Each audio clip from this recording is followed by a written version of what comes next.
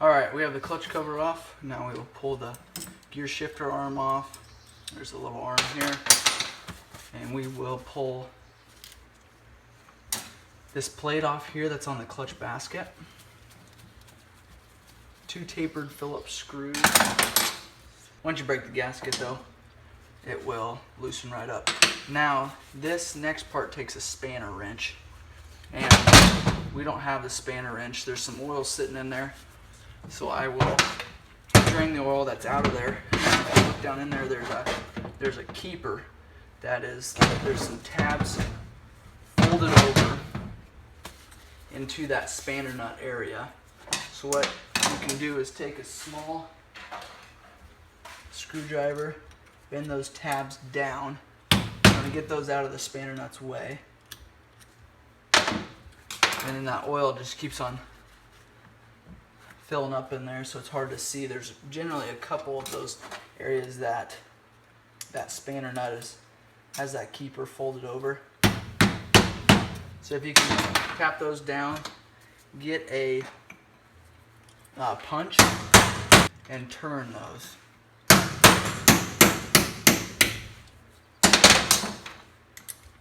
At some point it'll loosen up enough to where you can just spin it with your fingers to get it the rest of the way off. Spanner nut is off. There's a spanner nut there. Pull that keeper out so you can see that. And this is just to keep that nut from loosening up in there. So there is that keeper. These are the tabs that are folded down. So then you're able just to pull that clutch pack off, and there is the clutch from the back side. These plates, friction and steel, these are a major wear item, and at some point those will have to be replaced. So that's off. Now we're going to take the oil pump here off and this gear here. Snap ring here. Pull that off. You're able just to pull this gear off. There's that gear. We've got your shift arm here. This goes all the way through to your shift lever on your other side. And we'll pull this off. This is spring loaded, so be careful when you're removing this. And then this, you'll just be able to, should just be able to pull out. Spring loaded as well.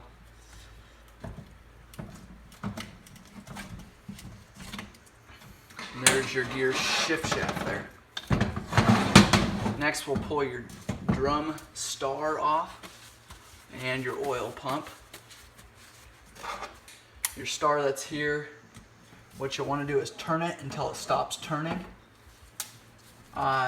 Sometimes you'll have to use an impact, this tool, to remove that since it's a Phillips, but you do not want to bang on that Phillips until you're turned all the way counterclockwise, otherwise you can easily break that drum. Alright, and then we will do the same thing here.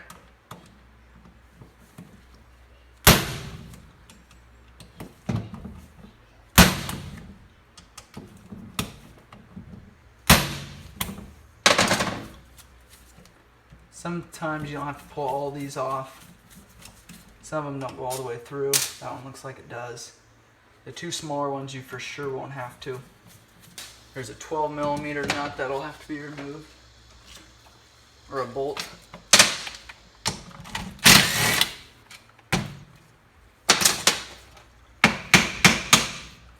And that will just pop right off. There's your oil pump there. This gasket, you'll want to replace that.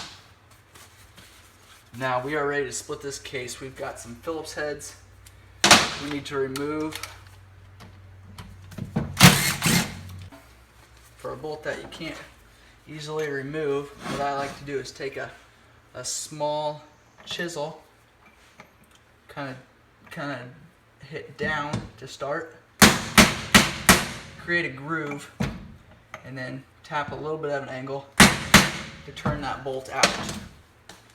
More of an angle you can get at,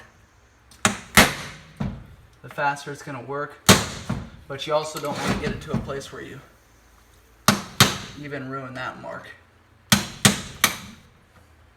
So a lot of times that'll allow you to loosen it up You just spin it out. Once it loosens up, a lot of times you'll be able just to spin it right out. So that bolt is out. Look to this side just to make sure there's nothing holding us together here. I don't see any more Phillips. So now, then I lay an engine on its side to pull it apart. That way gears have a better chance of staying in. And I kind of like to just figure out which way all the gears are going to stay. So this way it looks like at least one gear is staying on this side. There we go. We've got gears on some sides, on either side, which is not the end of the world. You just want to make sure you know where they're go. There's your crank there. Got your bearing. That's a common wear problem. Alright, you have your transmission here. Slip this back in here just so I know where it goes, if I can get it back in there. Otherwise we can just remove